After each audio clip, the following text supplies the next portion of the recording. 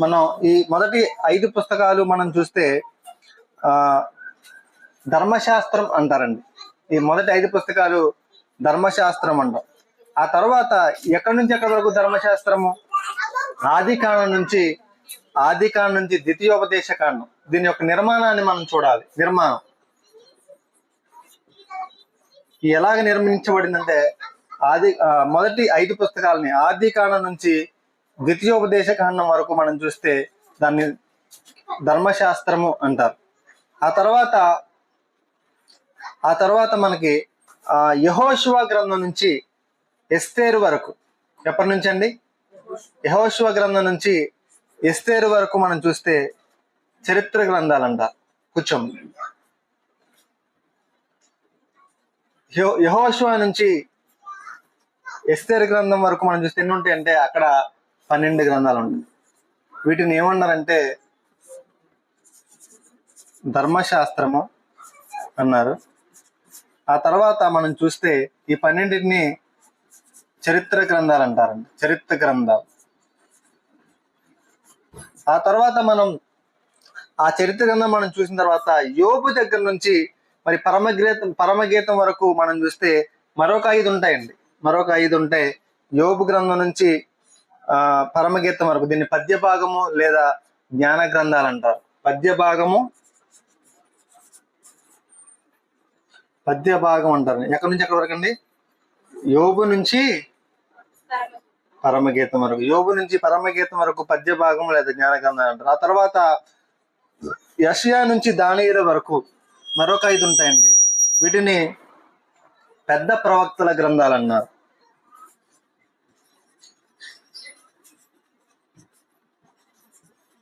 పెద్ద ప్రవక్తల గ్రంథాలు అన్నారు.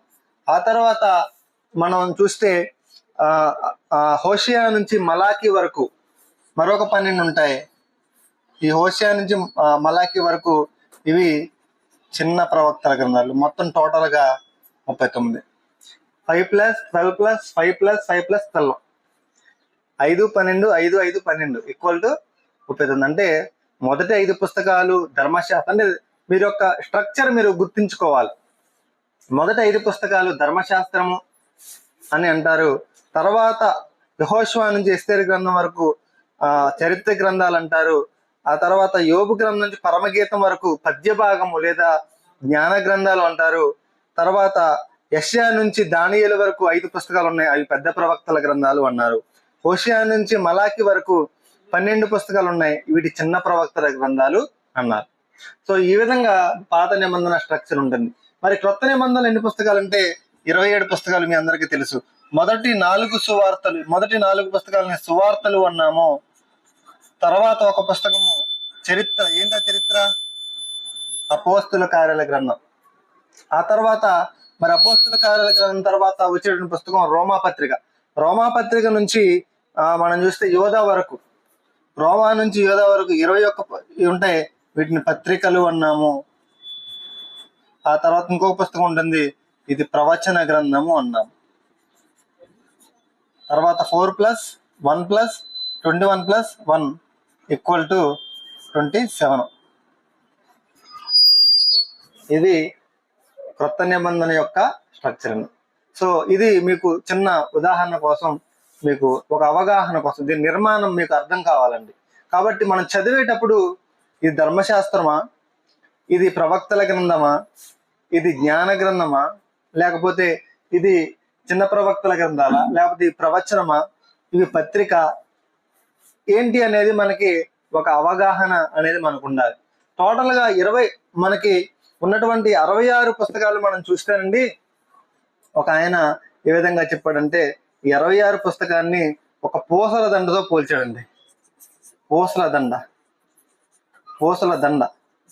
ఏంటి పూసల దండ అంటే? 66 పుస్తకాలకి పూసల దండ తెలుసండి మీకు? పూసల దండ తెలుసు కదా? మీకు తెలియకుండా ఉంటుంది.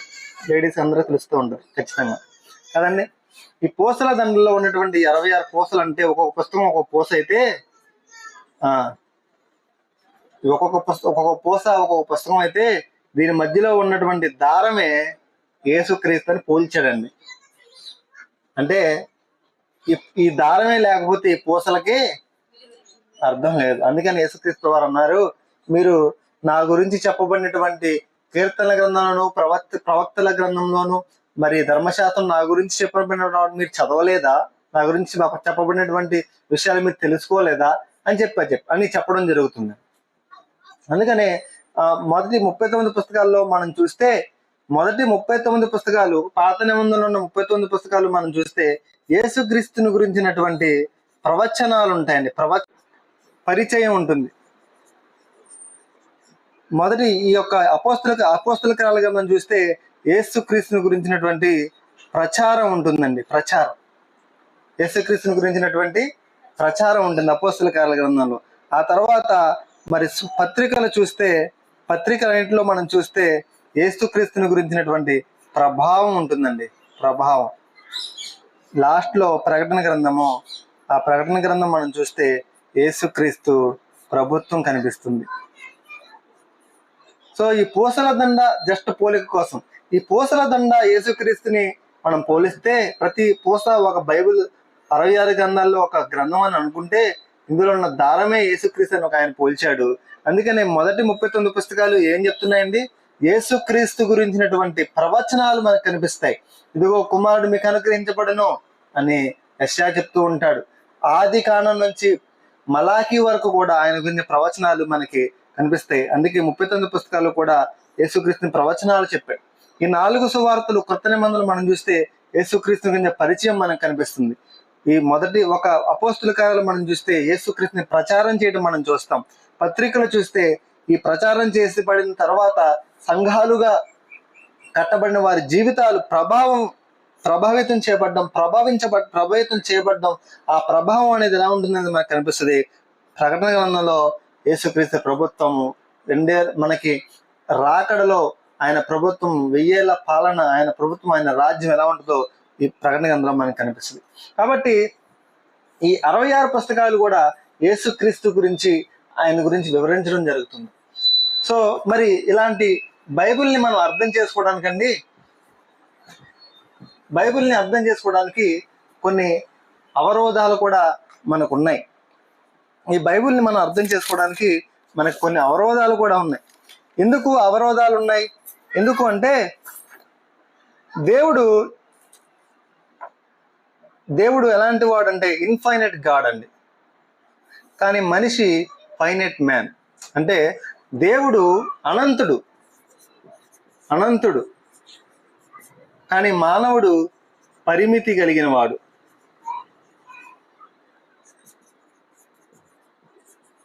ఆయన ఇన్ఫైనైట్, మానవుడు ఫైనైట్. ఆయన స్పిరిట్ ఆఫ్ గాడ్ అండి, కానీ మానవుడు శరీరంతో ఉన్నాడు, ఫ్లెష్. సో మానవుడు దేవుణ్ణి అర్థం చేసుకోవడం చాలా కష్టం. దేవుణ్ణి మానవుడు అర్థం చేసుకోవాలంటే దేవుడే తాను బయలుపరుచుకుంటే తప్ప మానవుడికి దేవుడు అర్థం కాడు. సో ఆ దేవుడు మానవుడికి తాను బయలుపరుచుకోవడానికి తనకున్నటువంటి ఆలోచనలు, దేవుడికి ఉన్నటువంటి ఆలోచనలు, తన వ్యక్తిత్వము, తన స్వభావము, తనకున్న విషయాలు మరి మానవుడికి చెప్పాలంటే అందరికి అర్థమయ్యేటువంటి ఒక ప్రాథమిక భాషని ఆయన ఎంచుకోవాలి. కాబట్టి ఆ భాషలో దేవుడు ఆయనకి చెప్పాలంటే మరి ఆయన యూదుల యొక్క భాషలో దేవుడు మనకి ఆయన తను బయలుపరుచుకున్నట్టు మనం చూస్తాం. అందుకే బైబిల్ ఎక్కువ శాతం హిబ్రూలో రాయబడింది, ఆ తర్వాత గ్రీక్లో రాయబడింది, కొన్ని పుస్తకాలు అరమాయిక్లో రాయబడ్డాయి. సో యూదులకి ఇచ్చినప్పుడు యూదులకి ఒక కల్చర్ ఉంది. సో దేవుని యొక్క కల్చర్ వేరు, దేవుని భావాలు. దేవుడు ఇన్ఫైనైట్ గాడ్, మానవుడు ఫైనైట్ మ్యాన్. దేవుడు స్పిరిట్ ఆఫ్ గాడ్, మానవుడు శరీరంతో ఉన్నవాడు. సో దేవుని యొక్క ఆలోచనలు, దేవుని యొక్క స్థాయి మానవునికి అర్థం కావాలంటే మానవునికి అంత స్థాయి లేదు. కాబట్టి దేవుడు మానవుడికి తాను బయలుపరుచుకున్నప్పుడు ఏదో ఒక పరిమితి స్థాయిలో ఉండే ఆ మనిషి యొక్క మరి ఒక భాషను ఎంచుకొని ఆ కల్చర్లో ఉన్నటువంటి ఒక సమాజాన్ని లేకపోతే ఒక జనాంగాన్ని ఆయన ఎంచుకొని ఆయనకి తను తాను బయలుపరుచుకున్నాడు. కాబట్టి ఎవరికి ఆయన బయలుపరుచుకున్నాడు అంటే యూదులకు బయలుపరుచుకున్నాడు. సో యూదులకి తను తాను ప్రత్యక్షపరుచుకున్నప్పుడు ఆయనకు అర్థమైంది. ఎలాగా యూదులకు బయలుపరుచుకున్నా అంటే ఎక్కువ శాతం మరి రాసింది ఎవరంటే యూదులు ఎక్కువ శాతం రాశారు. బైబిల్ని ఎవరు వాడుకున్నారంటే యూదులే రాశారు. అందుకనే ఆయన యూదుల్లో ఉన్నటువంటి వాళ్ళు రాసినప్పుడు దేవుడు ప్రేరేపించి రాసినప్పుడు వాళ్ళ వ్యక్తిత్వాలు అనచలా. చాలా జాగ్రత్తగా అర్థం చేసుకోవాలి. దేవుడు ప్రేరేపించి రాశాడు, కానీ దావీదు గొర్రెల కాపరిగా ఉన్నప్పుడు దావీదు ఏం రాశాడు? యెహోవా నా కాపరి, నాకు ఏం కలగదు. అంటే ఆయన ఎందుకు కాపరి అనే పదం వాడాడు? ఆయన గొర్రెల కాపరి కాబట్టి. అంటే వాళ్ళ వ్యక్తిత్వాలని, వాళ్ళ ఆలోచన విధానాన్ని ఆయన వాడుకుంటూనే వాళ్ళ కల్చర్లో దేవుడు కొన్ని విషయాల్ని రాశాడు. సో మరి యూదుల కల్చర్లో దేవుని యొక్క ఆలోచనలు, ఆయన యొక్క స్థాయి, ఆయన దైవత్వము, ఆయనకున్నటువంటి స్థాయి, ఆయన ఆలోచనలు, ఆయన విధానాలు యూదుల విధానాలకి తగ్గట్టుగా ఆయన మాట్లాడినప్పుడు మరి మన విధానం ఇది. మరి అక్కడ నుంచి బైబిల్ అక్కడే ఉందా? బైబిల్ అక్కడ నుంచి లాటిన్లో తర్జుమా చేయబడింది, తర్వాత గ్రీకులో తర్జుమా చేయబడింది, ఇంగ్లీష్లో తర్జుమా చేయబడింది. ఇప్పుడు మనం వాడేది ఏం చెప్పండి? తెలుగులో వాడుతున్నాం. సో మరి తెలుగులో వాడుతున్నప్పుడు ఇక్కడ రాయబడినటువంటి మూలార్థము మన దగ్గరకు వచ్చినప్పుడు ఆ పదాలు ఏమవుతాయంటే కొన్ని పదాలు, కొన్ని భావాలు ఆ కల్చర్లో వాళ్ళకి అర్థం కావు. ఈ భావాలు ఇక్కడ నుంచి వేరే కల్చర్లోకి వెళ్ళినప్పుడు అక్కడ కొన్ని పదాలు దొరకవు. అక్కడ నుంచి ఇక్కడికి వచ్చినప్పుడు వారి కొన్ని పదాలు, కొన్ని భావాలు అర్థం కావు. అక్కడ నుంచి వేరే చోటుకు వచ్చినప్పుడు ఇక్కడ మన తెలుగులో మనం చదువుతున్నప్పుడు మనకున్నటువంటి కొన్ని విషయాలు మనకు అర్థం. అంటే దేవుడు తన యొక్క హృదయంలో ఉన్నటువంటి తన యొక్క ఆలోచన భావాన్ని ఒక భాషలో ఒక సమాజానికి ఇవ్వాలి. దాన్ని అనేకమైనటువంటి ప్రాంతాల్లో అనేక భాషలు ఉన్నటువంటి వాళ్ళకి దాన్ని తర్జుమా చేయించాలి. సో ఈ క్రమంలో మనకి కొన్ని బ్యారియర్స్ వస్తున్నాయి, కొన్ని అవరోధాలు వస్తున్నాయి. సో దాన్ని మనము ఏంటి అవరోధాలు, దాన్ని అర్థం చేసుకోవడానికి వచ్చే అవరోధాలు ఏంటంటే భాషాపరమైనవి, లాంగ్వేజ్ బ్యారియర్స్ అంటారండి. So language barriers. సో మనకి మీరు చూస్తే మన తెలుగు భాషలో మనం వాడు పని రాక్షసుడండి అంటాం. తెలుగు భాషలో వాడు పని రాక్షసుడండి అంటాం. పని రాక్షసుడు అంటే అర్థం ఏంటంటే అతన్ని తిడుతున్నాడా, పొగుడుతున్నాడా? దాన్ని పొగుడుతున్నాడు, తిట్టడం లేదు, ఆయన్ని పొగుడుతున్నాడు అనమాట. దాన్ని మన తెలుగులో మనకు కొన్ని అలంకారం, దాన్ని వ్యాజస్థుతి అలంకారం అంటారు. దాన్ని ఏమంటారంటే వ్యాజస్థుతి అని. ఏదన్నా ఒక తప్పు చేశాడు అనుకోండి, వాటి మా ఫ్రెండ్ వచ్చి దాన్ని నేను నొక్కేసి పీకేసాడు, నేను సరి చేస్తానని. ఎంత గొప్పడురా బాబు అన్నాను. అంటే నా వాడిని తిట్టానా, పొగిడానా? పొగుడుతూ తిట్టానమాట. పేరుకేమో అంత గొప్పడురా నాయనా అన్నాను, కానీ దాంట్లో ఉన్న భావం ఏంటంటే వాడిని తిట్టానమాట. దాన్ని ఏమంటారంటే మన తెలుగులో వ్యాధి నింద అంటారు.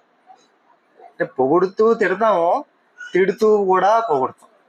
అంటే అది భాషలో ఉన్నటువంటి ఇదనమాట.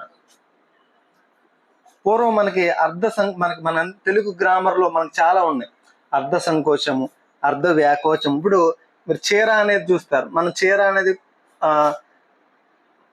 కేవలం ఇప్పుడు ఆడవాళ్ళు మాత్రం ధరించేవాళ్ళు. మనం పూర్వం మనం వెనక్కి వెళ్తే అందరూ ధరించేవాళ్ళు అనమాట. చీర అనేది ఎవరు కట్టుకుంటారు? నేను చీర ఏమన్నా కట్టుకున్నా అనుకున్నావా అంటారు చాలా మంది. నేనేమో గాజులు తొడుక్కున్నా అనుకుంటున్నావా అన్నాం. పూర్వం మనం చూస్తే చీర అందరూ కట్టుకునే వాళ్ళు అనమాట. సో దాన్ని ఏమంటారంటే అది అర్ధ సంకోచం. అర్థం మారిపోతా ఉంది. ఇప్పుడు దానికి ఉన్న అర్థం మారిపోతా ఉంది. పూర్వం రాగి చెమ్ముని మాత్రమే చెమ్ము అనేవాళ్ళు అంట, కానీ ఇప్పుడు చెమ్ము అంటే ఏదైనా చెంబే. పూర్వం సభికులు అనే మాట ఎవరికి వాడేవాళ్ళంటే ఎవరికండి? ఆ సభలో ఉన్న వాళ్ళకి కాదు. సభికులు అంటే జూదం ఆడే వాళ్ళు సభికులు అనేవాళ్ళు అనమాట. మీరు తెలుగు గ్రామర్ చదివితే మీకు ఇవన్నీ అర్థం అవుతుంది. కానీ ఇప్పుడు ఎవరిని అన్నారు సభికులని? సభలో కూర్చున్న వాళ్ళందరినీ, రాజుగారి యొక్క ఆస్థానంలో కూర్చున్న వాళ్ళందరినీ సభికులని. ఎవరైనా చనిపోయారనుకోండి, మనం చచ్చాడు అని పదం వాడతాం, వాడం. దానికి ఏమని మాట్లాడతారంటే దీపం కొండెక్కింది అంటే, దీపం కొండెక్కింది. దీపం కొండెక్కి ఎక్కుద్ది. మనం దాన్ని ఇంగ్లీష్లో అనువదించాలనుకున్నాం అనుకోండి, ల్యాంబ్ క్లిమ్మింగ్ మౌంటైన్ అని రాసాం అనుకోండి, ఇంగ్లీష్ వాడికి అసలు అర్థం కాదు. అది ఎవరికి అర్థం అవుద్ది? కేవలం తెలుగు వాడికి మాత్రమే అర్థం అవుతుంది. అలాగే మనం అంటాం 600 అయినా, 600 ఎలా అవుద్ది? 600 అవుద్దా? అవదు. అంటే ఏది ఏమైనా అని అంటే దీన్ని లాంగ్వేజ్ బ్యారియర్స్ అని. ప్రతి భాషలో కూడా కొన్ని రకాలైనటువంటివి ఉన్నాయి. వీటిని మన భాషలో దీన్ని అనువదించినప్పుడు మనకి కొన్ని ఆటంకాలు ఉంటాయి. అందుకని మనకి బైబిల్లో మనం ఇలాంటి బైబిల్ మనం అర్థం చేసుకోవడానికి లాంగ్వేజ్ పరమైన, భాషాపరమైనటువంటి కొన్ని అవరోధాలు ఏంటి, ఆ నేపథ్యాలు మనము తెలుసుకోవాలి. భాషాపరమైన నేపథ్యాలు, బైబిల్ మనం అర్థం చేసుకోవడానికి భాషాపరమైన నేపథ్యాలు మనం చూసుకోవాలి. మీరు లోకాసువార్త 9:23 చూస్తే సిలువను ఎత్తుకోవడం గురించి రాయబడింది. ఎవడైనా నన్ను వెంబడించాలంటే తన సిలువను తాను ఎత్తుకొని నన్ను వెంబడించాలి. ఇప్పుడు సిలువను ఎత్తుకోవడం అనే మాట ఇక్కడ ఉన్న వాళ్ళకి, లోకంలో ఉన్న వాళ్ళకి అర్థమవుద్దా? అస్సలు అర్థం కాదు. కేవలం అది వాళ్ళకు మాత్రమే, క్రైస్తవులకు మాత్రమే అది అర్థమవుతుంది. ఆయన కళ్ళు అటు ఇటు తిరుగుతున్నాయి, లోకమంతా సంచరించుతున్నాయి అని ఉండదు. వాస్తవానికి దేవునికి కళ్ళుండి ఆయన చూస్తున్నాడా?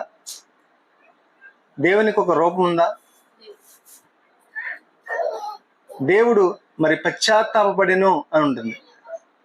దేవుడు పశ్చాత్తాపడతాడా మనిషిలాగా? సో దాన్ని ఏమంటాం? యాంథ్రోపోమార్ఫిజం అంటాం.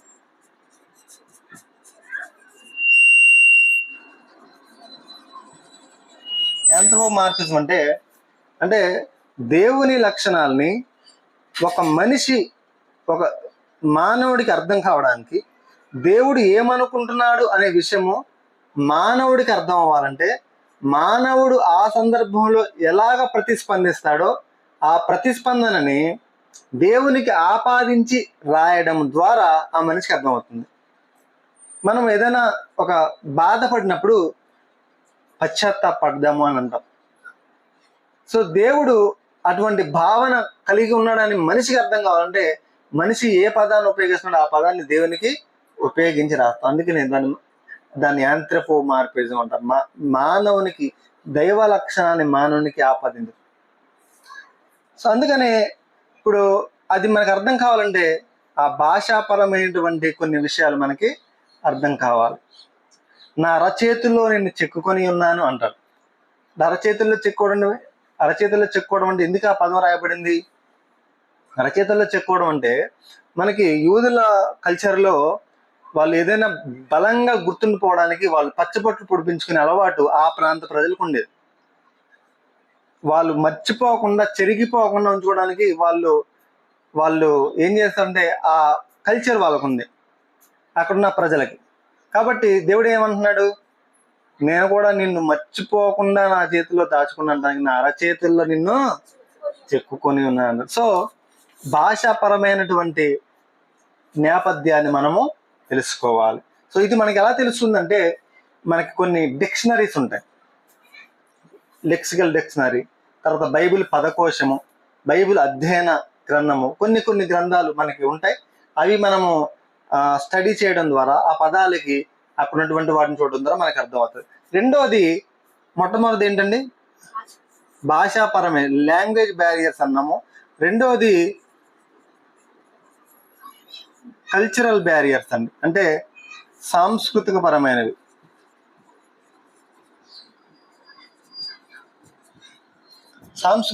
సాంస్కృతిక పరమైనవి మనకి అర్థం కావాలి. బైబిల్ని అర్థం చేసుకోవడానికి సాంస్కృతిక పరమైనటువంటి నేపథ్యాలు మనం తెలుసుకోవాలి. అలా తెలుసుకోకుండా చదివేసి మనం ఆపాదించేసుకోకూడదు. లాంగ్వేజ్ కల్చరల్ బ్యారియర్స్ ఉన్నాయి, మనకు ఆటంకాలుగా ఉన్నాయి. ఏంటి కల్చరల్ బ్యారియర్స్? మన ఉదాహరణకు మనం చెప్పాలంటే లోకాసువార్త 9:59 ఒక ఆయన ఉంటాడు. ఆయన ఏమంటాడంటే యేసుక్రీస్తు ప్రభు దగ్గర ఉన్నప్పుడు, నా వెనకాల రా, నా వెంటరా అని ఆయన చెప్తాడు. చెప్పినప్పుడు ఆయన ఏమంటాడంటే, నా వెంట రమ్మని అడిగినప్పుడు, నేను నా తండ్రిని పాతి పెట్టుకుని వస్తాను అని చెప్పి అంటాడు. అక్కడ చాలా మంది తండ్రిని పాతి పెట్టుకొని రమ్మని చెప్పినప్పుడు యేసుప్రభు ఏమంటారంటే, మృతులు వాళ్ళ మృతుల్ని పాతి పెట్టుకొని రానివ్వు, నువ్వు నా వెనకాల రా అంటాడు. దాన్ని చాలా మంది ఏమని మాట్లాడు తప్పుగా వక్రీకరిస్తూ ఉంటారు. అంటే వాళ్ళ నాన్న చనిపోయినా సరే యేసుక్రీస్తు ఆయన్ని అసలు వెళ్ళనివ్వలేదు, యేసుక్రీస్తు ఎంత కఠినమైన వాడో అని మాట్లాడతారు. కానీ వాస్తవానికి అక్కడ మనం చూస్తే అక్కడ ఆయన చెప్పే భావం ఏంటి, అక్కడ ఉన్నటువంటి కల్చరల్ బ్యాక్గ్రౌండ్ మనం గమనిస్తే వాళ్ళ పదాన్ని వాడడంలో, వాళ్ళ కల్చర్లో వాళ్ళు ఎలా వాడతారంటే, భవిష్యత్తులో లాంగ్ పీరియడ్లో ఉన్నటువంటి విషయాలు ఇప్పుడే జరుగుతున్నట్టుగా మాట్లాడతారు. అంటే ఆయన ఏమని చెప్తున్నాడు అంటే, నేను నా తండ్రిని పాతి పెట్టుకొని వస్తాను అంటే, నా తండ్రి చనిపోయేదాకా నా తండ్రి దగ్గర నేను సేవ చేసి మా తండ్రి చనిపోయిన తర్వాత నేను నిన్ను వెంబడిస్తాను అని చెప్పడం అనమాట. సో అది మనకు అర్థం కాలేదనుకోండి, ఆ కల్చరల్ బ్యాక్గ్రౌండ్ అనేది మనకు అర్థం కానప్పుడు మనం ఏం చేస్తాము, మనం కూడా తప్పుగా అర్థం చేసుకునేటువంటి అవకాశము ఉంటుంది. చాలాసార్లు ఇంకా మనం చూస్తే నాకు రెండంతల ఆత్మ కావాలి అంట, రెండంతల దీవెన. నేను రాజమండ్రిలో ఒక ప్రేయర్ మీటింగ్కి వెళ్ళినప్పుడు అందరూ నాకు రెండంతల ఆత్మ కావాలి, నాకు రెండంతల ఆశీర్వాదం కావాలని ప్రార్థన చేశారు. నేను అనుకున్నవన్నీ, రెండంతలు ఎందుకు కావాలి, 100 రాకూడదా, లేకపోతే 300 రాకూడదా? నాకు తెలిసేది కాదు. అంతే కదా, 200 ఎందుకు రావాలి అంటే ఆ పదము ఎక్కడ వాడబడిందంటే, ఏలియా తను మరి అగ్నిరథాల మీద వెళ్ళిపోతున్నప్పుడు, ఏంటి నీకు కావాల్సింది అన్నప్పుడు, నాకు 200 ఆశీర్వాదం కావాలయ్యా అంటాడు. 200గా నీ మీద ఉన్న ఆత్మ నాకు 200గా ఇయ్యయ్యా అంటాడు. ఎందుకు ఆ పదం అక్కడ 200గా వాడబడింది అంటే, 200 అనే పదం అక్కడ ఎందుకు ఆయన వాడాడు అంటే, మరి యూదుల ఆయనకి ఎలీషాతో పాటు ఏలియా గారికి కొంతమంది శిష్యులు ఉన్నారు. కొంతమంది ఒక బైబిల్ ట్రైనింగ్ సెంటర్ లాగా మనలాగా అక్కడ ఆయనకి కొంతమంది చాలా మంది శిష్యులు ఉన్నారు. వాళ్ళతో పాటు ఎలీషా కూడా ఉన్నాడు. అక్కడ ఈ ఎలీషా చాలా కొంచెం సన్నిహితంగా ఉండేవాడు. ఈయన 200 ఫలం 200గా నాకు కావాలని అనడంలో దాని అర్థం ఏంటంటే, యూదుల కల్చర్లో యూదులకి మరి ఒక వ్యక్తి ఒక భార్యని తర్వాత కొంతమంది దాసీల్ని చేసుకునే కల్చరు వాళ్ళకి కొంత ఉంది. అలా ఉన్నప్పుడు వాళ్ళలో ద్వేషించబడినటువంటి ఒక వ్యక్తి స్త్రీకి మొట్టమొదటిగా కుమారుడు పుడితే వాళ్ళు ఏం చేసేవాళ్ళంటే, ద్వేషించబడిన స్త్రీకి కాకుండా ప్రేమించబడిన స్త్రీకి పుట్టిన కుమారుడిని జ్యేష్ఠ కుమారుడిగా ఎంచుకొని జ్యేష్ఠత్వపు హక్కు తను ఇచ్చినట్టుగా తన ఆస్తిలో 200 ఆస్తిని తనకి ఇచ్చేవాళ్ళు అనమాట. అయితే అప్పుడు దేవుడు ఏం చెప్పాడంటే, అలా నువ్వు చేయొద్దు, నువ్వు ద్వేషించబడిన స్త్రీ అయినా సరే ఆమెకే నువ్వు ఎవరిని ద్వేషిస్తున్నావు ఆమెకే నువ్వు 200 ఇచ్చి ఆ జ్యేష్ఠత్వపు హక్కుని ఆ కుమారునికే ఇవ్వాలి అని చెప్తాడు. కాబట్టి ఇప్పుడు ఈ పిల్లలంతా చూసేవాళ్ళు, 2-3 స్త్రీలు ఉండేవాళ్ళు, వాళ్ళకి భార్యలుగా ఉండేవాళ్ళు. మిగిలినటువంటి వాళ్ళు భారీగా ఉన్నటువంటి వాళ్ళ తర్వాత దాసదాసీలుగా వారు ఒకవేళ వారిని భార్యగా స్వీకరించినప్పుడు, వారికి పిల్లలు కలిగినప్పుడు వీళ్ళంతా అబ్జర్వ్ చేసేవాళ్ళు, ఇప్పుడు ఎవరికి జ్యేష్ఠత్వ హక్కు వస్తుంది అనేటువంటి విధానంలో. ఇప్పుడు ఎవరికి జ్యేష్ఠత్వ హక్కు వచ్చిందంటే, 200 స్థానం ఎవరికి ఇస్తే వాడు జ్యేష్ఠుడు. అందుకే మీరు చూడండి, ద్వితీయోపదేశకాండం 21:17 ఉంది. అక్కడ ఏమని ఉందంటే ఆ మాట ఉంటుంది, ద్వేషించబడిన స్త్రీ యొక్క కుమారుని తండ్రి ఆస్తి అంతటిలో రెట్టింపు భాగమిచ్చి జ్యేష్ఠుడుగా ఎంచాలి. సో ఇది వాళ్ళ బ్యాక్గ్రౌండ్. కాబట్టి ఎలీషా ఎందుకన్నాడు, ఎలీషా నాకు 200, ఇప్పుడు ఇది వాళ్ళ బ్యాక్గ్రౌండ్ అనమాట. ద్వితీయోపదేశకాండం 21:17 ఏముంది అక్కడ అంటే, 200 భాగం ఇచ్చి జ్యేష్ఠుడుగా ఎంచాలి. ఇది ద్వితీయోపదేశకాండం ధర్మశాస్త్రంలో ఉంది. ఇప్పుడు ఎలీషా ఎందుకు 200 అడుగుతున్నాడు? ఎందుకు అడుగుతున్నాడంటే, ఇంతమంది ఉన్నారు, నేను జ్యేష్ఠుడిని, నేను నీకు జ్యేష్ఠుడు, నాకు 200. మన వాళ్ళు ఏమనుకుంటారు తెలియకపోయినప్పుడు అంటే, 200 ఆత్మ ఇంకా కొంచెం బలంగా ఉండదేమో, అని అనుకుంటాం. కాబట్టి మనకి ఏం తెలియాలి చెప్పండి? కల్చరల్ బ్యారియర్స్ ఏమున్నాయి, కల్చరల్ నేపథ్యం, కల్చరల్ బ్యాక్గ్రౌండ్ మనం అర్థం చేసుకోవాలి. అలాగే మనం చూస్తే లోకాసువార్త 7:44 నుంచి 66 వచనాలను చూస్తే ఒక ఆమె వచ్చి ఆమె పాదాలు కడుగుతా పాదాలు అత్తరు పోస్తుంది. అప్పుడు ఆ ఇంట్లో ఉన్న వ్యక్తి ఆమెని గద్దిస్తాడు. అప్పుడు యేసుక్రీస్తు ప్రభు అంటాడు, నేను ఇంటికి వచ్చాను, నువ్వు నా పాదాలు కడగలా, నువ్వు నన్ను ముద్దు పెట్టుకోవాలా, నాకు నూనె ఇవ్వలా అని చెప్పి మాట్లాడు. ఎందుకని ఇవన్నీ అడుగుతున్నాడు? అది వాళ్ళ కల్చర్. అంటే ఇవ్వలా అంటే అంటే అర్థం ఏంటి? అక్కడ ఆయన నిజంగా ఆయన్ని గౌరవించాల. ఆ కల్చర్ మనకు అర్థమైనప్పుడు నిజంగా ఆ వ్యక్తి ఆయన్ని హృదయపూర్వకంగా ఆయన ఆహ్వానించాల. ఇవన్నీ విషయాలు మనకి అర్థమవుతాయి. ఇది రెండవది కల్చరల్ బ్యాక్గ్రౌండ్ అన్నమాట. ఆ తర్వాత మనకి మూడవది ఏంటంటే, జియోగ్రాఫికల్ అంటే భౌగోళిక పరమైన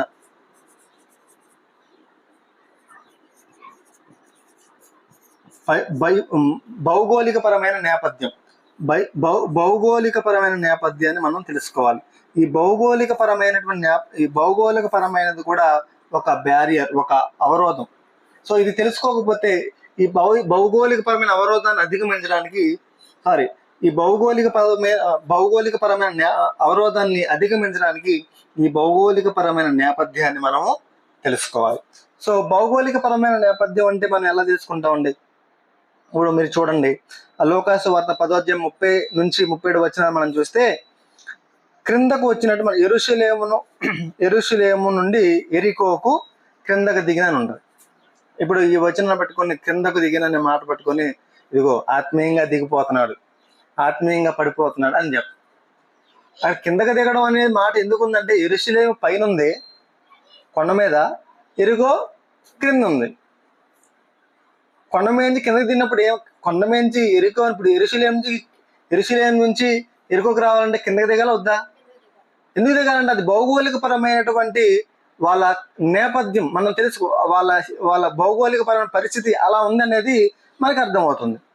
అదేవిధంగా రాజులు మనం సమూయేలు గ్రంథం 1 సమూయేలు 12:17 వచనంలో చూస్తే, అక్కడ ఇజ్రాయేలీలు మాకు రాజు కావాలని అంటారు.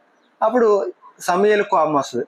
మీరు రాజు కావాలని అడిగినందుకు దేవుడికి కూడా కోపం వచ్చింది, కాబట్టి మీరు ఆ కోపం దేవుడికి నచ్చలేదు మీరు అడిగింది, అందుకని ఇప్పుడు మీకు దానికి సూచనగా వడగండ్లతో వర్షం పడుతుంది అని చెప్పి మాట్లాడితే అక్కడ వర్షం పడుతుంది. వర్షం పడటంలో ఆశ్చర్యం ఉంది. చూడండి అక్కడ ఏముంటదంటే, మీకు అంటే చదవడానికి టైం లేదు, నేను చదువుతున్నాను. చూడండి, సమూయేలు వర్షం కోసం ప్రార్థిస్తే అక్కడ అక్కడ ఆ రోజు అక్కడ వర్షం పడుతుంది. 1 సమూయేలు గ్రంథం 12:17. సో ఎందుకు అంటే అక్కడ వర్షం పడడంలో ఆశ్చర్యం ఏంటంటే, ఏప్రిల్ టు అక్టోబర్, అది గోధుమల పంట కాలం అంట. ఏప్రిల్ టు అక్టోబర్ కాలం, ఆ కాలంలో వర్షాలు అనేవి పడవు. కానీ ఆ వర్షాలు ఆ రోజు అక్కడ పడడం వల్ల వాళ్ళందరికీ చాలా ఆశ్చర్యం కలిగింది. ఎందుకని? ఇప్పుడు నువ్వు భౌగోళిక పరమైనటువంటి ఈ సిచ్యువేషన్ తెలుసుకున్నప్పుడు వర్షం పడడంలో ఆశ్చర్యం ఉందని నీకు అనిపిస్తే నువ్వేం చూడాలంటే దాని నేపథ్యాన్ని మనం చూడాలి. అప్పుడు మనకేమర్థమైందంటే, అమ్మో ఇది ఇంత ఆశ్చర్యకరమైన విషయమా అనేది మనకి అర్థమవుద్ది. ఇప్పుడు యోనా ఉన్నాడు. యోనాని నినివే వెళ్ళి ప్రకటించమన్నాడు. ఆయన ఏం చేశాడు? తర్షీష్కి వెళ్ళాడు. ఇప్పుడు మనం ఏమనుకున్నాం అంటే, యోనా ఏమో చింతలపూడిలో ఉంటే, నినివే ఏమో చింతలపూడిలో ఉంటే, ఆయనేమో తర్షీష్ అంటే రాఘవపురంలో ఉందేమో అని అనుకుంటాం మనం. కానీ ఎంత దూరంలో ఉంది తెలుసండి? ఆయన తర్షీష్కి వెళ్ళాడు. నినివేకి తర్షీష్కి 2500 మైళ్ళు దూరం ఉందంట. ఎంత దూరం అండి? 2500 మైళ్ళు దూరం. ఎందుకు వెళ్ళిపోతున్నాడంటే, నినివే ప్రజలు అంటే ద్వేషం అయింది, ఇజ్రాయేల్కి నచ్చదు, వాళ్ళని బాగుపడమని చెప్తున్నాడండి ఈయన. నేను చనిపోతాను, వాళ్ళని ఎందుకు బాగు చేయాలన్నట్టు ద్వేషంతో నేను చచ్చిపోయినా పర్లేదని చెప్పి వెళ్ళిపోతున్నాను. ఎంతో 2500 మైళ్ళ దూరం ప్రయాణించడానికి వెళ్ళిపోతున్నారు. మళ్ళీ అక్కడి నుంచి ఆయన ఏం చేశాడని తీసుకొచ్చి ఆయన పైన ఆయన చేయించుకున్నారు. సో ఇది మనకి ఎలా తెలుస్తుంది? భౌగోళిక పరమైన నేపథ్యం మనం చదువుతున్నప్పుడు అక్కడ రాయబడిన కొన్ని పదాలు మనం చూస్తున్నప్పుడు ఆ నేపథ్యాన్ని మనము అర్థం చేసుకోవాలి. ఇది ఎక్కడ దొరుకుతుందంటే మనకి బైబిల్ అట్లాస్ అనే బుక్ మనం తీసుకుంటే అందులో మనకి విషయాలు మనకి తెలుస్తాయి. మొట్టమొదటిది ఏం చెప్పాం? మొట్టమొదటిది బైబిల్ని అర్థం చేసుకోవడానికి ఆటంకాలు ఏవైతే ఉన్నాయి అని చెప్పినప్పుడు భాషాపరమైన ఆటంకాలు ఉన్నాయి. కాబట్టి మనం భాషాపరమైన నేపథ్యాలు మనము గమనించాలి. రెండవది సంస్కృత పరమైనటువంటి ఆటంకాలు ఉన్నాయి కాబట్టి పరమైనటువంటి నేపథ్యాలు మనము గమనించాలి. మూడవది భౌగోళిక పరమైనటువంటి ఆటంకాలు ఉన్నాయి, భౌగోళిక పరమైన నేపథ్యాలు మనము గమనించాలి. నాలుగవది హిస్టారికల్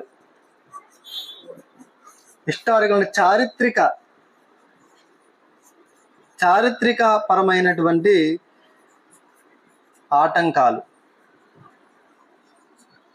కాబట్టి చారిత్రకపరమైన మనకు ఆటంకాలు ఉన్నప్పుడు చారిత్రక నేపథ్యాన్ని మనము గమనించాలి. మీరు చూస్తే దానియేలు గ్రంథం 5వ అధ్యాయం 7-16 వచనాలు మనం చూస్తే, ఈ భావమును చెప్పిన వాడికి 3వ అధికారిగా నేను నియమిస్తాను అంటాడు. ఈ భావమును చెప్పిన వాడికి ఇప్పుడు చెప్తే ఎన్నో అధికారిగా ఉండాలి? మామూలుగా 2వ అధికారిగా ఉండాలి. మరి 3వ అధికారిగా ఉండడం ఎందుకు? మనకు డౌట్ రావాలి. డౌట్ రాకుండా మనం చదివేసుకుని వెళ్ళిపోకూడదు. 3వ అధికారిగా ఉండాలన్నప్పుడు ఎందుకు అన్నాడంటే, అక్కడ నెబోనిడస్ అన్న బెల్షాజర్ కలిసి పరిపాలిస్తున్నారు. అందువల్ల ఈ ఇద్దరు 1-2 అధికారులుగా ఉన్నప్పుడు దానియేలు ఎన్నో అధికారి అవుతాడు? దానియేలు 3వ అధికారిగా అవుతాడు. కాబట్టి మనకి ఏం తెలియాలంటే వాళ్ళ హిస్టరీ మనకి అర్థం కావాలి. అదేవిధంగా మత్తయి సువార్త 2వ అధ్యాయం 22వ వచనంలో చూస్తే, యేసుక్రీస్తు ప్రభువుని చంపాలని ఆశించిన హేరోదు ఉంటాడు కదా, హేరోదు చనిపోతాడు. చనిపోయిన తర్వాత హేరోదు చంపాలని మిమ్మల్ని అనుకుంటున్నాడని చెప్పి మీరు వేరే ప్రాంతానికి వెళ్ళమని దూత ద్వారా బోధిస్తే, మరి యోసేపు వెళ్తాడు కదా. యోసేపు వెళ్ళిన తర్వాత హేరోదు చనిపోయాడు అని చెప్పి మళ్ళీ తీసుకొచ్చి ఎక్కడ తీసుకురావాలి? మామూలుగా యెరూషలేముకు తీసుకురావాలి. కానీ ఆయన యెరూషలేముకు తీసుకురాకుండా యెరూషలేం దగ్గర నుంచి మీరు యెరూషలేంకి వెళ్ళొద్దు, కానీ మీరు గలిలీ ప్రాంతానికి వెళ్ళండి అన్నాడు. ఎందుకు గలిలీకి వెళ్ళమన్నాడు అంటే, హేరోదు కుమారుడైనటువంటి అర్కెలాయి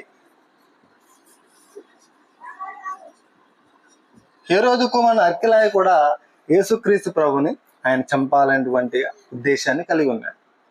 వాళ్ళ నాన్న చెప్తాడు కదా, క్రీస్తు అనే ఆయన పుట్టాడు, రాజు, కొంతమంది జ్ఞానులు వచ్చారు, ఆయనకి ఈ దేశం మొత్తానికి రాజు అవుతాడంట, ఆయన చంపాలని చెప్పి 2 సంవత్సరాల లోపున్న పిల్లలందరినీ చంపించాను, ఒకవేళ ఇంకా ఎక్కడన్నా బ్రతుకున్నట్టు నీకు చేస్తే నువ్వు చంపేది అని చెప్పుంటాడు. బహుశా ఆయన కూడా ఏం పెట్టుకున్నాడంటే ఆ విధమైనటువంటి కోపం పెట్టుకున్నాడు. అందుకని ఆయన కూడా చనిపోయిన తర్వాత అందుకని యెరూషలేముకు తీసుకురాకుండా ఆయన ఎక్కడ తీసుకెళ్ళాడు? గలిలయ ప్రాంతానికి తీసుకెళ్ళాడు. కాబట్టి మనం ఏం తెలుసుకోవాలి చెప్పండి? హిస్టారికల్ బ్యారియర్స్ని మనం అధిగమించాలంటే హిస్టారికల్ బ్యాక్గ్రౌండ్ అంటే చారిత్రక సంబంధమైన నేపథ్యాలు మనము తెలుసుకోవాలి. ఆ తర్వాత సామాజిక అవరోధాలు, సోషల్ బ్యారియర్స్ అంటాం. 5వది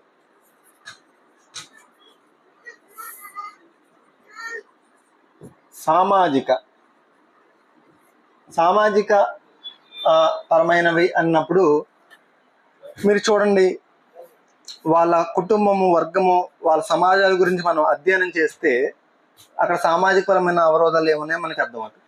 ఇప్పుడు కుష్ఠరోగి ఉన్నాడు. కుష్ఠరోగిని వాస్తవంగా ఆయన స్వస్థపరిచినప్పుడు మీరు గమనిస్తే ఆయన ముట్టి అని ఉంటుంది. మీరు గమనించారా? యేసుక్రీస్తు ఆయన్ని ముట్టి స్వస్థపరిచినట్టుంటుంది. వాళ్ళ సమాజంలో అసలు కుష్ఠరోగిని ముట్టుకోవచ్చా? లేవీకాండంలో 13వ అధ్యాయం 45-46 వచనాల్లో మనకి కనిపిస్తుంది. ముట్టుకోవచ్చా? ముట్టుకోకూడదు. వాళ్ళ సమాజంలో వాళ్ళు అంటరాని వాళ్ళుగా, వెలివేయబడిన వాళ్ళుగా ఉన్నటువంటి వాళ్ళు, కుష్ఠు రోగంతో ఉన్న వాళ్ళు. కానీ యేసుక్రీస్తు ప్రభు ఆయన ముట్టుకున్నాడు అనగానే మనకు అర్థం కావాల్సింది ఏంటంటే, వాళ్ళ సామాజిక స్థితి మనకు అర్థమైనప్పుడు ఆ కుష్ఠరోగి యొక్క మనసు ఎలా ఉంటుంది? యేసుక్రీస్తు ప్రభు ముట్టుకున్నగానే తన హృదయం పులకరించిపోయి ఉంటుంది కదా. ఎక్కడో ఊరు బయట దుమ్ములో ఉండేటువంటి, దూరంగా ఉండేటువంటి ఆ వ్యక్తిని ఆ స్వస్థ తర్వాత సంగతి ముందు ఆయన వచ్చి ముట్టుకున్నాడు అనగానే అతని హృదయం ఎలా ఉంటుందండి? ఎంతో పులకరింపు ఆనందం కలుగుతుంది. సో ఇది సామాజిక పరమైనటువంటి విషయాలు. ఇవి మనం అర్థం చేసుకున్నప్పుడు ఆయన ముట్టుకుని ఆయన స్వస్థపరిచాడు, మాటతో స్వస్థపరిచాడు. కానీ వాళ్ళని స్వస్థపరిచినప్పుడు ఆయన ముట్టుకొని స్వస్థపరిచాడు. ఆ తర్వాత మరియు యోహాను సువార్త 4:9-27 మనం చూసినప్పుడు, యోహాను సువార్త 4:9-27 స్త్రీ యొక్క పరిస్థితి మనం చూస్తే, ఆయన శిష్యులు స్త్రీతో మాట్లాడి చూసి ఆశ్చర్యపడేది అంటారు. ఏ స్త్రీ? సమరయ స్త్రీ. అంటే అక్కడ సమరయులతో మాట్లాడే కల్చర్ వాళ్ళకి లేదు. ఆ సామాజికంగా అక్కడ ఉన్నటువంటి పరిస్థితి ఏంటంటే, సమరయులతో వాళ్ళు మాట్లాడరు, ఆ సమరయులతో సాంగత్యం చేయరు. కానీ ఆయన చేసినప్పుడు, ఆయన మాట్లాడుతున్నప్పుడు అక్కడ వాళ్ళు ఆశ్చర్యపోయారు. కాబట్టి వాళ్ళ సామాజిక స్థితి కూడా మనము తెలుసుకోవడం అవసరం. కాబట్టి ఎన్ని విషయాలు చూస్తాను చెప్పండి. మొట్టమొదటిది భాషాపరమైనటువంటి అవరోధాలు, భాషాపరమైనటువంటి నేపథ్యాలు మనం చూడాలి. ఆ తర్వాత రెండవది సంస్కృత పరమైనటువంటి నేపథ్యాలు మనం చూడాలి. భౌగోళిక పరమైన మూడవది నేపథ్యాలు మనం చూడాలి. తర్వాత చారిత్రక పరమైనటువంటి నేపథ్యాలు మనం చూడాలి. సామాజిక పరమైన నేపథ్యాలు మనం చూడాలి.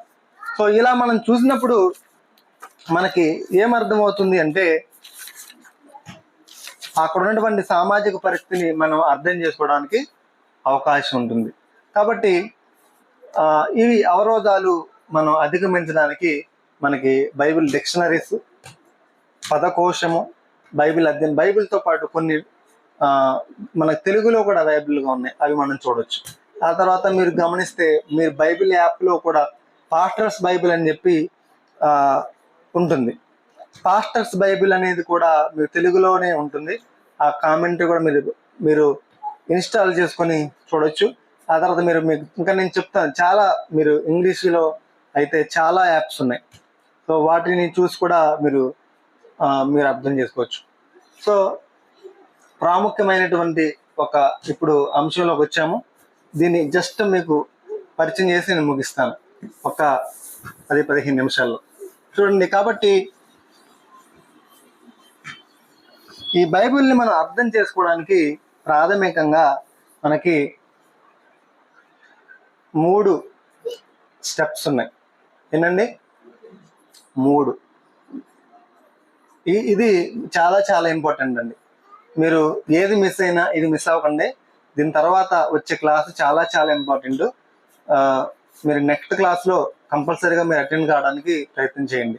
సో ఈ బైబిల్ని మనం ఎలా అధ్యయనం చేయాలి అంటే, దానికి 3 స్టెప్స్ ఉన్నాయి. మొట్టమొదటిది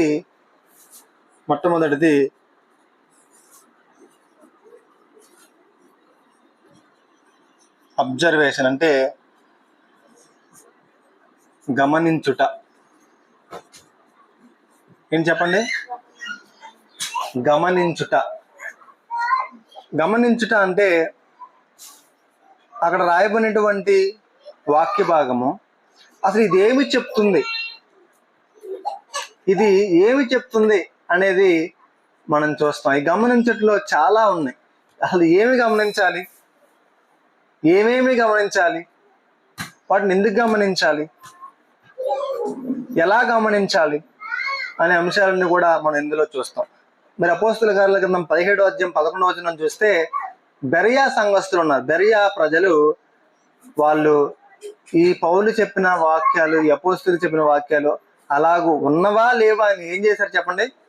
వాటిని గమనించి పరిశీలన చేశారు. ఈ పదం కూడా దీనికి వస్తుందండి. అబ్జర్వేషన్ అంటే పరిశీలన అనే అర్థం కూడా వస్తుంది. సో ఇది మొదటి స్టెప్. ఏంటి చెప్పండి?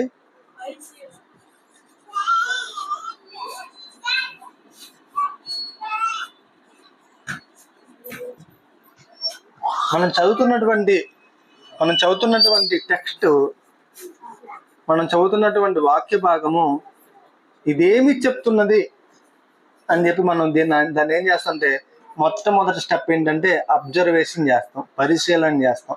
ఎలాగ పరిశీలన చేస్తాం అంటే, ఒక ఇన్వెస్టిగేటర్ ఎలాగ ఇన్వెస్టిగేట్ చేస్తాడో, ఒక పోలీస్ ఆఫీసర్ ఎలాగ, ఒక సిఐడి ఆఫీసర్ ఎలాగ పరిశీలన చేస్తాడో అలా పరిశీలన చేయాలి.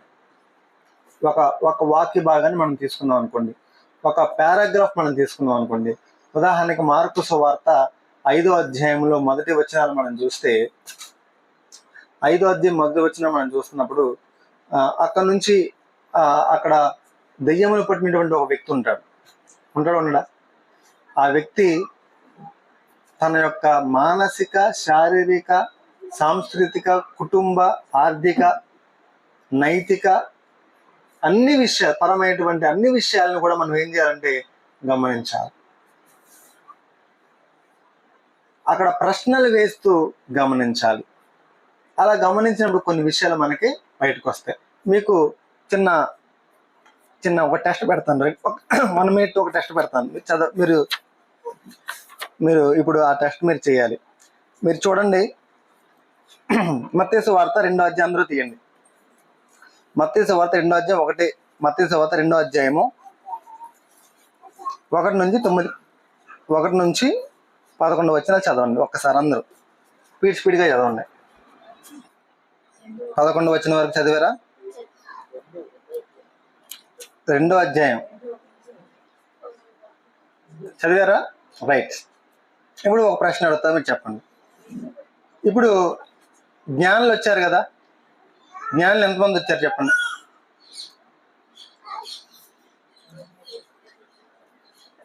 జ్ఞానులు ఎంతమంది వచ్చారు యేసుక్రీస్తు వారిని చూడడానికి? చెప్పండి, పర్లేదు, తప్పైనా రైట్ అయినా పర్లేదు, ఏం కాదు, చెప్పండి. 3 జ్ఞానులు. Very good. ఇంకా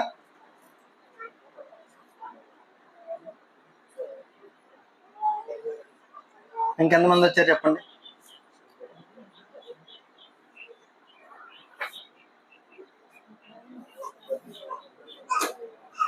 ఓకే, ఇప్పుడు ఎంతమంది సిస్టర్ గారు అండి? Very good, right.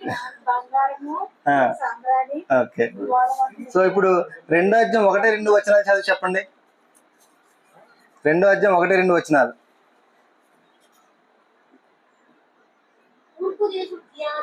పైకి చదవద్దమ్మా, చదివి చెప్పండి. ఎంతమంది వచ్చారు చెప్పండి మీరు చదివి. రైట్. సో మనకి 3 అని ఎందుకు వచ్చింది అంటే, మనకి సినిమాల్లో 3 జ్ఞానులు వస్తున్నట్టుగా మనకి చూపిస్తూ ఉంటారు అన్నమాట. మనకు పాటల్లో, యేసుక్రీస్తు వారి సినిమాల్లో 3 జ్ఞానులు, ఒక పెద్ద అయినా 2 చిన్నోళ్ళు పక్కన ఒంటెల మీద నడుచుకుంటూ వస్తున్నట్టు చూపిస్తారు. అక్కడ మనం 3 అనుకుంటాం, కానీ వాస్తవానికి అక్కడ ఎంతమందో మెన్షన్ చేయాల. సో ఇది మనకు అబ్జర్వేషన్. అంటే ఇది వెంటనే రాదు మనకి. సో జాగ్రత్తగా మనం అబ్జర్వ్ చేస్తున్నప్పుడు మనకు వస్తుంది. ఇంకో క్వశ్చన్ అడుగుతాను, ఈ క్వశ్చన్ మీరు చెప్పండి. ఆ జ్ఞానులు యేసుక్రీస్తుని ఎక్కడ దర్శించారు? పశువుల పాకలో.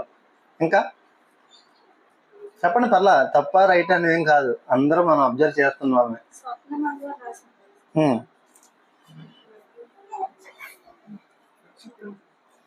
ఎక్కడమ్మా? నక్షత్రం దగ్గర. నక్షత్రం తీసుకెళ్ళిన చోట. తమ్ముడు ప్లేస్ మెన్షన్ చేయాలి. Okay, very good. ఇంకా ఎవరైనా చెప్తారా? ఇప్పుడు చదవండి. ఇక్కడ మత్తయి సువార్త 2వ అధ్యాయం 9-11 వచనాలు చూసి చెప్పండి.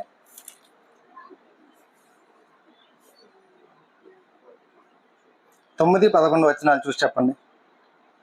11 వచనం చెప్పండి. ఎక్కడండి? ఆయన అక్కడ అంటే పశువుల శాలలోనూ ఆయన్ని అక్కడ ఆయన దర్శించినట్లేదు. ఇంకో చోట అక్కడ నక్షత్రం దగ్గర చూపించినట్లేదు. ఎక్కడుందంటే ఇంటిలో అన్నమాట.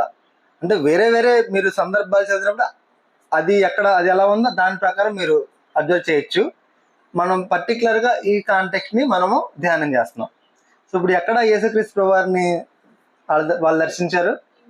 ఇంట్లో. మరి మనం పశువుశాల ఎందుకు అనుకున్నాం? మన పశువుల శాలలో పుట్టాడని చెప్పి విన్నాం కాబట్టి అనుకున్నాం. పశువుల తొట్టిలో ఆయన పరుండి పెట్టబడ్డాడు. కానీ ఇప్పుడు మనం పరిశీలన చేసింది ఎక్కడ? ఈ కాంటెక్స్ట్, ఈ యొక్క సందర్భాన్ని మనం పరిశీలన. సో మనం అందుకని పరిశీలన అనేది చాలా అవసరం. పరిశీలన అనేది చాలా చాలా అవసరం. అందుకని మనం పరిశీలించేటప్పుడు జాగ్రత్తగా చదవాలి. హోవార్డ్ హెన్రీ అంట, ఆయన ఎలా చదవాలి అని చెప్పాడంటే రీడ్ థాట్ఫుల్లీ, ఆలోచనాపూర్వకంగా చదవాలంట. రీడ్ రిపీటెడ్లీ, మళ్ళీ చదవాలంట. రీడ్ లౌడ్లీ, గట్టిగా బిగ్గరగా చదవాలంట.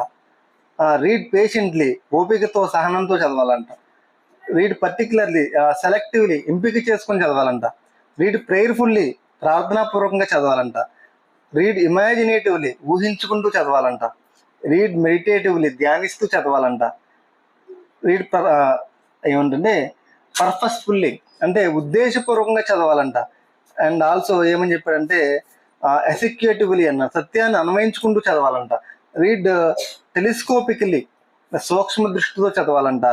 ఆ తర్వాత రీడ్ మైక్రోస్కోపికల్లీ, అంటే సునిశ్చితంగా చదవాలంట. అమ్మో, అసలు ఒకసారి చదువుతాను ఎన్నిసార్లు చదవండి ఎలా చెబుతాను అంటారా? మా డానియల్ నవ్వుతున్నాడు, ఆశ్చర్యంగా చూస్తున్నాడు. సో బైబిల్ మనము ఆ విధమైనటువంటి పరిశీలన దృష్టితో చూడాలన్నమాట. సో మనం గమనించినప్పుడు సాధారణంగా కొన్ని తప్పులు జరుగుతుంటాయి. ఏంటి ఆ తప్పులు అంటే, పాఠ్యభాగంలో లేని దాన్ని చూస్తాం. పాఠ్యభాగంలో అంటే అన్ని మనకు అంతకు ముందే మనం తెలుసు అనే దృష్టితో చూస్తాం. అందుకని మనం ఏమన్నా పశువులు చాలా అని అనుకుంటాం, కానీ అక్కడ ఉన్నది ఏంటి, ఇంట్లో. అని పశువుల తొట్టిలో పరుణ్ణి పెట్టబడ్డాడు, మళ్ళీ అది రాంగ్ కాదు. ఒకవేళ ముగ్గురు వచ్చి ఉంటారేమో తెలియదు, అక్కడ రాయబడింది మాత్రం మెన్షన్ చేయలే. కాబట్టి మనం ఆ విధమైన స్టడీ చేసినప్పుడు అక్కడ ఎక్కడెక్కడైతే జ్ఞానులు వచ్చారు అనే అంశం బైబిల్లో ఉందో అన్ని క్రోడీకరించినప్పుడు ఎంతమంది వచ్చారు, ఎవరు వచ్చారు మనకు అర్థమవుతుంది. కానీ పర్టికులర్గా ఈ కాంటెక్స్ట్ చదువుతున్నప్పుడు, మనం ఈ పరిశీలన చేస్తున్నప్పుడు ఏం చేయాలంటే అందులో అసలు ఏముందో మాత్రమే దాన్ని మనం ధ్యానం చేయాలి. దాన్ని ఇండక్టివ్ బైబిల్ స్టడీ మెథడ్ అంటాం. కాబట్టి మొట్టమొదటి స్టెప్ ఏంటి చెప్పండి? మొట్టమొదటి స్టెప్ ఏంటి? బైబిల్ చదవడానికి, బైబిల్ని మనం అధ్యయనం చేయడానికి మొట్టమొదటి స్టెప్ ఏంటంటే అబ్జర్వేషన్ అన్నాం, అంటే పరిశీలన అన్నాం. రెండవది ఏంటంటే ఇంటర్ప్రిటేషన్ అన్నారండి. అంటే వివరించుట లేదా వ్యాఖ్యానించుట. వివరించుట లేదా వ్యాఖ్యానించుట. బైబిల్ని అర్థం చేసుకోవడానికి ఉన్నటువంటి రెండవ మెట్టు ఏంటంటే వ్యాఖ్యానించుట. అంటే ఇప్పుడు మొదటి మెట్లు మనం ఏం చేసామంటే ఇది ఏమి చెప్పుతుంది అనేది మనం చూసాం. రెండో దాంట్లో మనం ఏం చూస్తామంటే పరిశీలించిన దాన్ని, మనం ఏదైతే పరిశీలించామో దాన్ని మనం దీని భావము ఏమిటి,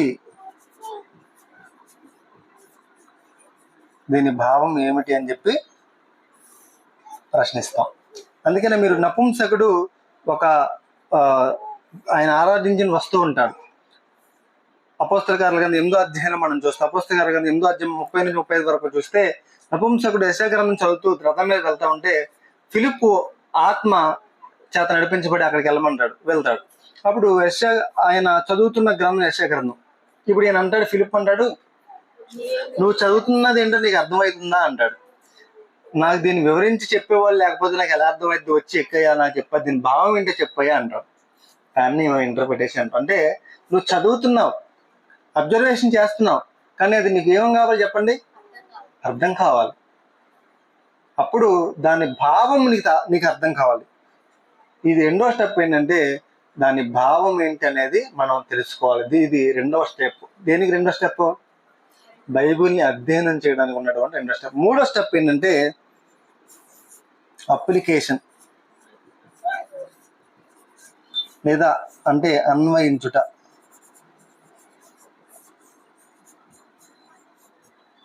అన్వయించుట అంటే దీనికి మనం ఏం చెప్పొచ్చు అంటే నేనేమి చెయ్యాలి,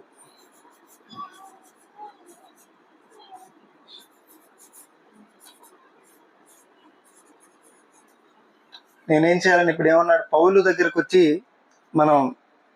మనం చూస్తే అపోస్తల కార్యాల కింద 22వ అధ్యాయము 8 నుంచి 10 వరకు మనం చూస్తున్నప్పుడు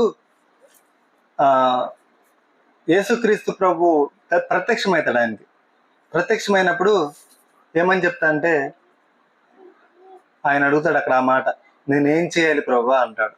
ఏమంటాడు? నేనేం చేయాలి. సో అది ఇక్కడ మనము, ఇది 3వది.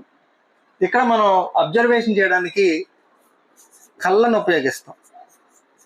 కళ్ళు. ఇక్కడ ఏం ఉపయోగిస్తామంటే మైండ్ ఉపయోగిస్తాం. మైండ్ ఉపయోగించాలి. ఇక్కడ అప్లికేషన్ పార్ట్లో హార్ట్ ఉపయోగించాలి. పరిశీలించిన దాన్ని, అబ్జర్వేషన్ చేసిన దాన్ని మనం కళ్ళుతో మనం అబ్జర్వ్ చేస్తాము. దీని భావాన్ని మైండ్తో, దీని భావం ఏంటని కనుక్కుంటాము. మనస్సుతో, హృదయంతో నేనేం చేయాలి ప్రభా, నీకు అర్థమైన దానికి, నీకు తెలియజేయబడినటువంటి ఆ సత్యానికి నువ్వేమవ్వాలంటే విధేయుడు అవ్వాలి. నువ్వు ఎందుకు అధ్యయనం చేస్తున్నావు? ప్రసంగాలు చేయడం కాదు, గుర్తుపెట్టుకోవాలి. చాలా మంది బైబిల్ ఇతరులకు బోధించడానికి చదువుతూ ఉంటారు, ఇతరులకి చెప్పడానికి చదువుతూ ఉంటారు, ఏదో తెలుసుకోవడానికి బుర్రలో జ్ఞానం పెంచుకోవాలని చెప్పి చదువుతుంటారు. కానీ కాదండి. ఎందుకు బైబిల్ చదువుతుంది? నీకు ఇంట్లో ఎందుకు అంటే, ఎందుకు నువ్వు బైబిల్ అధ్యయనం చేయాలంటే నీ జీవితాన్ని వెలిగించుకోవడానికి, నీ జీవితాన్ని మార్చుకోవడానికి, నీ జీవితము రూపాంతరం చెందడానికి. నేనేం చేయాలి ప్రభా అని అన్నప్పుడు, ఆయన తండ్రిగా, నువ్వు ఆయన కుమారుడుగా నీకు బయలుపరిచినటువంటి సత్యాన్ని నువ్వు ఆయనకి ఏం చేయాలంటే నువ్వు ఆయనకు అప్పగించుకోవాలి. విధేయత చూపించడానికి ఆజ్ఞ ఏమైనా ఇచ్చాడా? విధేయత చూపాలి. విడిచిపెట్టాల్సిన పాపం ఏదైనా చూపిస్తున్నాడా? విడిచిపెట్టాలి. దేవుణ్ణి స్తుతించడానికి ఏదైనా ఆయన గొప్ప లక్షణాలు బయలుపరుస్తున్నాడా? ఆయన స్తుతించాలి. అనుసరించడానికి ఏదైనా మాదిరి చూపిస్తున్నాడా? నేను ఆయన మాదిరిని అనుసరించాలి. సో ప్రాముఖ్యంగా ఈ అప్లికేషన్ పట్టు మన జీవితంలో చాలా ప్రాముఖ్యమైనది. అధ్యయనం చేసిన వాక్యం అనేది మన జీవితానికి మనము అప్లికేషన్ చేసుకోవాలి. 3 విషయాలు చెప్పాం. నేను క్లోజ్ చేస్తాను ప్రార్థన చేసి. ఏంటా 3 విషయాలు బైబిల్ అధ్యయనం చేయడానికి? 3 విషయాలు. 1 పరిశీలన, అబ్జర్వేషన్. ఇంటర్ప్రిటేషన్ అంటే వివరించడం, అంటే వ్యాఖ్యానించుట. 3 అప్లికేషన్ అనేది అన్వయించుకొనుట.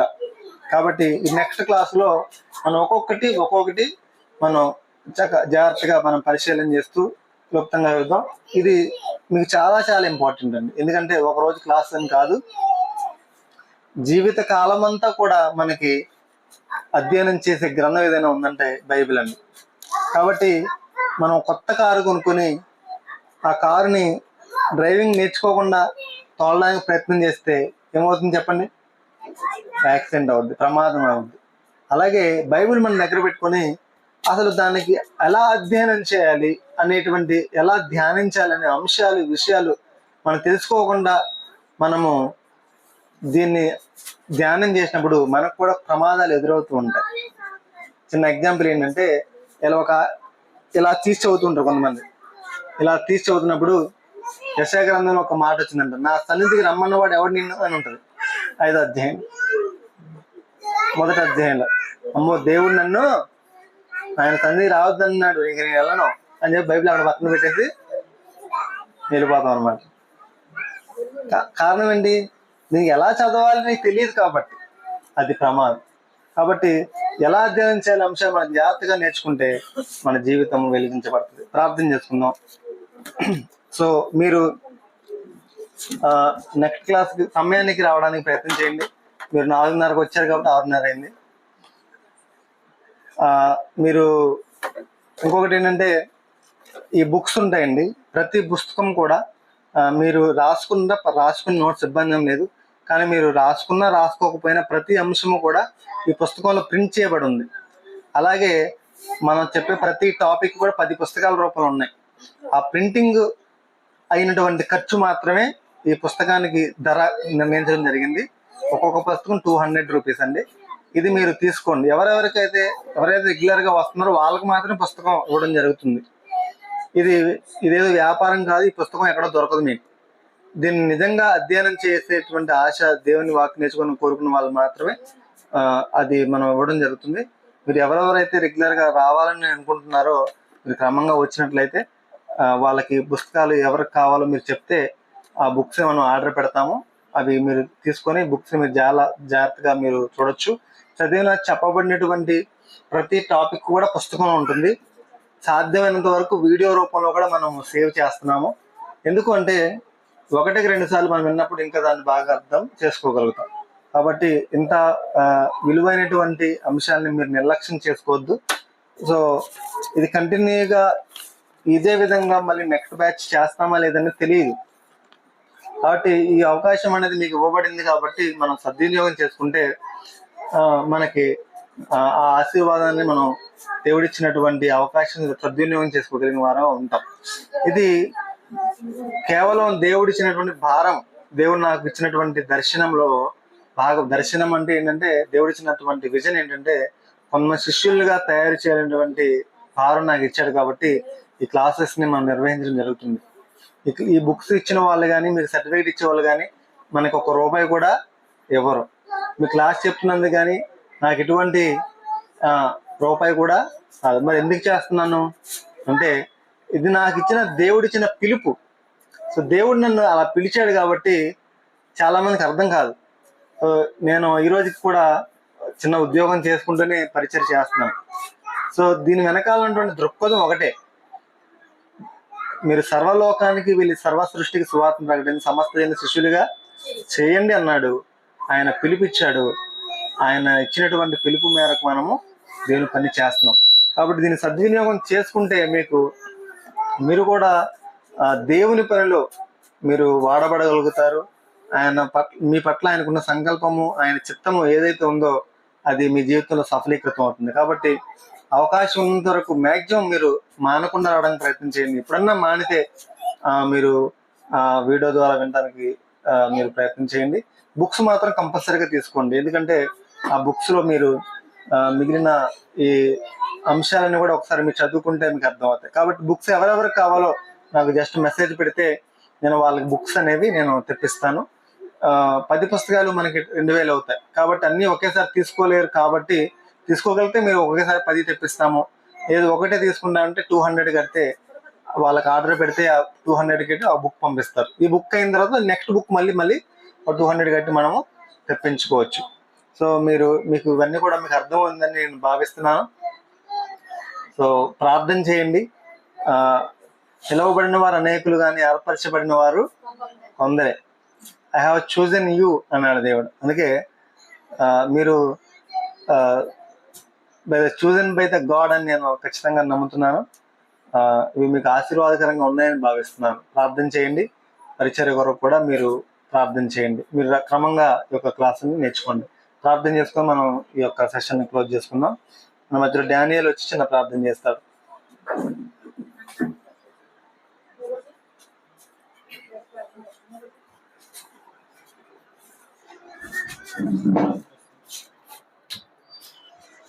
పరిశుద్ధమైన తండ్రి, ప్రేమ కలిగిన ప్రభా, మీ ఘనమైన పరిశుద్ధమైన శ్రేష్టమైన నామాన్ని బట్టి మీ వందనాలు స్తోత్రాలు తెలియజేస్తున్నాను ప్రభా.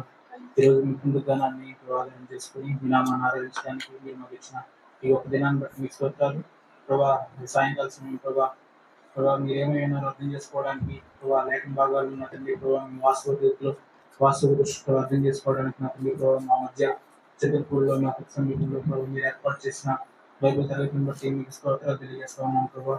మొదటి సెషన్ పూర్తయింది ప్రభావ, మొదటి బ్యాచ్ కంప్లీట్ అయ్యి ప్రభావ రెండవ బ్యాచ్ లో కూడా నాకు ప్రభావ అనేక మంది విద్యార్థులు ప్రభావ మీరు మా ప్రాంతానికి ప్రభావ ఈ ప్రదేశానికి మీరు తీసుకురావడంలో ప్రభావ మీ ప్రణాళిక, మీ చిత్తం, మీ ఉద్దేశం ప్రభావ ఎంతో దృఢంగా ఉన్నాయని నేను అంతా ఉన్నాను ప్రభావ. ముఖ్యమైన తండ్రి ప్రభావ నిరాశకి ఇచ్చిన దర్శనానికి ఈ ప్రాంతంలో ఉన్న తండ్రి ప్రభావ బైబిల్ క్లాస్ నిర్వహించడానికి మీరు ప్రభావ మీ రాష్ట్రానికి ఇచ్చిన గొప్ప ఆలోచన మీ స్తోత్రాలైన ప్రభావ. రెండో బ్యాచ్ లో కూడా అనేక మంది విద్యార్థులు తయారవడానికి ప్రభావ దుర్బోధుల వైపు కాకుండా వాస్తవం వైపు తండ్రి దర్యాసం వస్తుంది. ఏ విధంగా లేఖన భాగాలను ప్రభావ ప్రతి క్షణం తండ్రి ప్రభావ అలా ఉన్నాయో లేదో తండ్రి పరిశీలించి వాక్యాన్ని చదివి వాస్తవాన్ని గ్రహించినట్లుగా తండ్రి ప్రభావ ఇక్కడ కూడా అనేక మంది తండ్రి విద్యార్థులు వెనకబడి వాస్తవాన్ని సత్యాన్ని తండ్రి ప్రకటించడానికి అర్థం చేసుకోవడానికి వారి మందిరాల్లో, వారి సంఘాల్లో, వారి కుటుంబాల్లో తండ్రి ప్రభావ ఆధ్యాత్మిక రీతిలో తండ్రి ప్రభావ ఎదగడానికి సహాయం చేయమని కోరుకుంటున్నాను ప్రభావ. ఈ రోజు ఎవరైతే రాలేకపోయారు తండ్రి ప్రభావాన్ని నెక్స్ట్ క్లాస్ తండ్రి ప్రభావ నమ్ముతాను ఈరోజు హెర్మోటిక్స్ క్లాస్ తండ్రి ప్రభావ మీరు ఎన్నో విషయాల ద్వారా మాతో మాట్లాడారు నాయన cultural barriers, historical barriers, geographical barriers నా తండ్రి ప్రభావ చాలా సార్లు మేము కూడా తప్పుగా ఇంటర్ప్రిట్ చేసుకున్నాం ఆయన. ప్రభావ మీరు అసలు మాట్లాడుతూ వచ్చారు, దాన్ని బట్టి మీకు స్తోత్రాలు ఆయన. వాటిని అర్థం చేసుకునేటప్పుడు కూడా అబ్జర్వేషన్ స్కిల్స్ లో మేము చాలా సార్లు తప్పుగా అర్థం చేసుకున్నాం. ఇంటర్ప్రిటేషన్ లో అప్లికేషన్స్ లో కూడా నా తండ్రి ప్రభావ చాలా సార్లు తప్పుగా అర్థం చేసుకున్న సందర్భాలు లేకపోలేదు. అయితే నా తండ్రి ప్రభావ ఈ క్లాస్ ద్వారా నా తండ్రి ప్రభావ సరి చేసుకోవడానికి మీరు మాకు ఒక అవకాశాన్ని ఇస్తున్నారని మేము అంతా ఉన్నారు ప్రభావ. వీటిని నా తండ్రి ప్రభావ చక్కగా అర్థం చేసుకుంటూ ప్రభావ మా ఆధ్యాత్మిక జీవితానికి దోహదపడే విధంగా ప్రభావ దుర్బోధన వైపు వెళ్ళకుండా ప్రభావ సత్యం వైపు మేము నడిపించబడడానికి మాకు ఉపయోగకరంగా ఉంటాయని మేము నమ్ముతూ ప్రభావ మీరు ఇచ్చిన ఈ గొప్ప తరుణాన్ని బట్టి, ఈ గొప్ప అవకాశాన్ని బట్టి మేము స్తుతిస్తూ ఆరాధిస్తూ మహిమ గంట ప్రభావ మీకు ఆరాధిస్తూ యేసు ప్రభావ నామములో స్తుతించి ప్రార్థించి పెట్టుకుంటున్నాం తండ్రి. ఆమేన్. ఆమేన్.